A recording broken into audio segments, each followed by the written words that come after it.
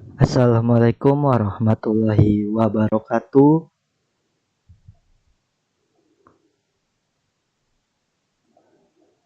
Kembali lagi dalam channel Rumah Daring Bahasa Indonesia Tagar Rumahku Ilmuku. Bersama saya Bapak Hakim Muhammad Makarim SPD. Apa kabar anak-anakku sekalian? Semoga kabar kalian baik-baik saja ya. Baik anak-anakku, sebelum kita memulai pembelajaran pada hari ini, alangkah baiknya kita berdoa terlebih dahulu menurut agama dan kepercayaan masing-masing. Berdoa dalam hati mulai. Berdoa selesai. Baik anak-anakku, simak video ini dengan baik. Semoga video ini bermanfaat. Kita awali pembelajaran pada hari ini dengan mengucapkan basmalah. Bismillahirrahmanirrahim.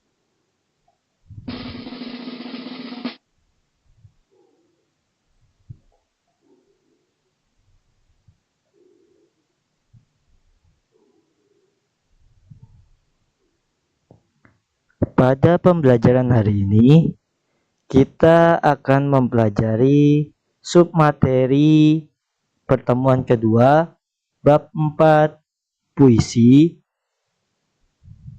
Yang pertama, kita akan mempelajari ciri umum dari puisi. Kedua, unsur lahir puisi. Dan yang ketiga, unsur batin puisi. Baik, Bapak ulangi lagi.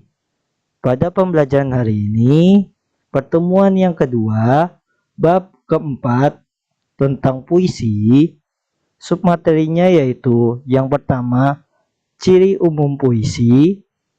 Kedua, unsur lahir puisi. Yang ketiga, unsur batin puisi.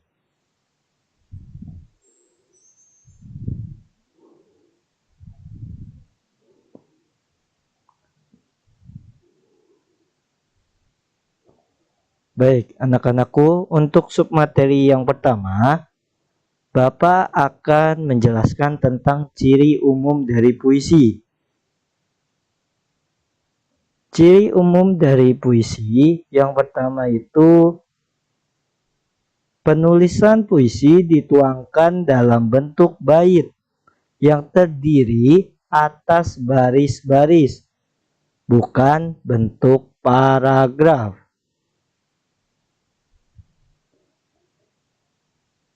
Kedua, diksi yang dipakai dalam puisi biasanya bersifat kiasan, padat, dan indah.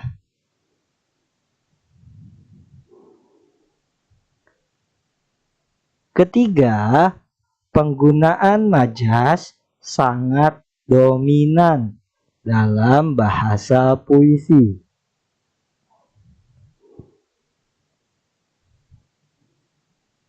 Keempat, pemilihan diksi atau kata yang digunakan mempertimbangkan adanya rima dan persajakan.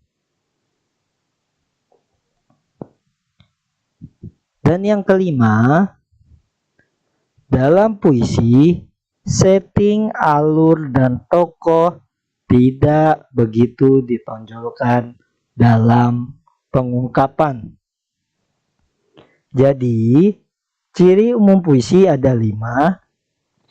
Yang pertama, penulisan puisi dituangkan dalam bentuk bait yang terdiri atas baris-baris, bukan bentuk paragraf. Kedua, diksi atau pemilihan kata yang dipakai dalam puisi bersifat kiasan, padat, dan indah. Ketiga, penggunaan majas atau gaya bahasa sangat dominan dalam bahasa puisi. Yang keempat, pemilihan diksi yang digunakan mempertimbangkan adanya rima dan persajakan. Yang kelima, dalam puisi, setting, alur, dan tokoh tidak begitu ditonjolkan dalam pengungkapan.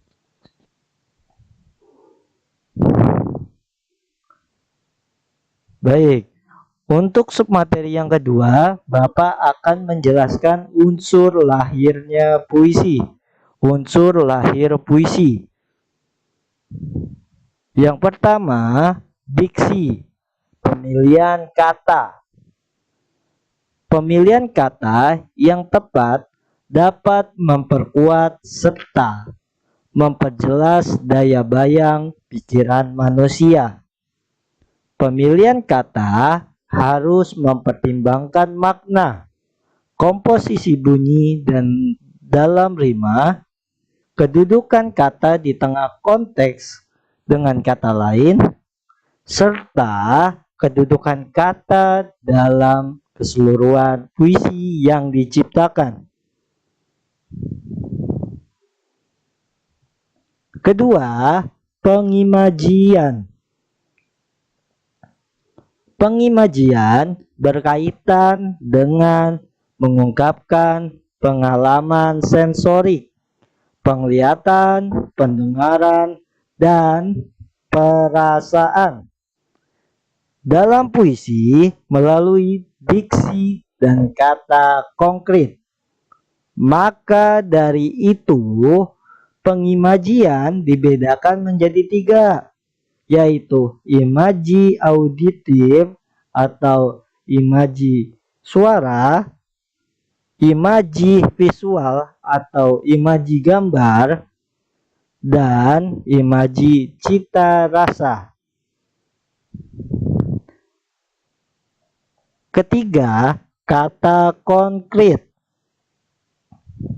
Pilihan kata yang mewakili sebuah makna wujud, makna fisik, dan makna yang sesuai dengan konteks puisinya.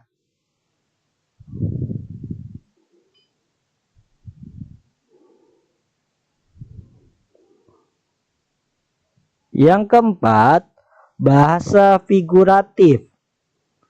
Bahasa figuratif berarti penyair menggunakan bahasa yang bersusun-susun atau berfigura. Maksudnya adalah bahasa yang berkaitan dengan kiasan dan perlambangan dalam puisi. Bahasa figuratif dapat membuat puisi menjadi lebih indah dan mengandung banyak makna. Versifikasi.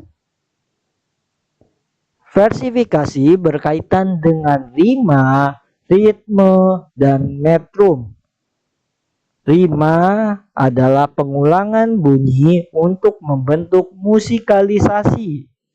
Ritme berhubungan dengan bunyi, pengulangan bunyi, pengulangan frasa, dan pengulangan kalimat.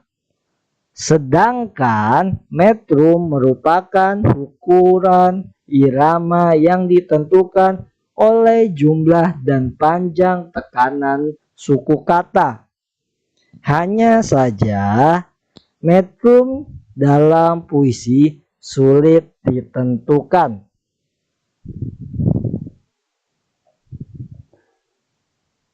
Tata wajah atau tipografi. Seni memilih dan menata huruf dengan pengaturan penyebarannya pada ruang-ruang yang tersedia untuk menciptakan kesan khusus, sehingga akan menolong pembaca untuk mendapatkan kenyamanan membaca semaksimal mungkin.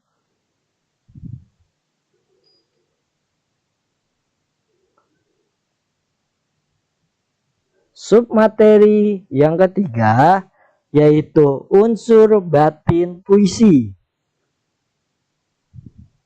Yang pertama yaitu tema. Tema merupakan gagasan pokok yang dikemukakan oleh penyair. Gagasan pokok ini menjadi dasar yang dikembangkan penyair dalam membuat puisi. Ada beberapa tema yang biasa digunakan dalam puisi. Misalnya, tema ketuhanan, tema kemanusiaan, tema cinta, tema patriotisme, tema kedaulatan rakyat, atau tema keadilan sosial. Yang kedua yaitu rasa. Sikap penyair terhadap pokok permasalahan yang terkandung dalam puisi. Ketiga, nada dan suasana. Nada adalah sikap seorang penyair dalam puisi sehingga efeknya terasa oleh pembaca. Sedangkan suasana adalah keadaan jiwa pembaca setelah membaca puisi tersebut. Dan yang keempat yaitu amanat. Amanat di sini adalah pesan yang ingin disampaikan oleh pengarang puisi kepada pembacanya. Bapak ulangi lagi, unsur batin puisi ada 4. Yang pertama tema, yang kedua rasa, yang ketiga nada dan suasana, dan yang keempat adalah amanat.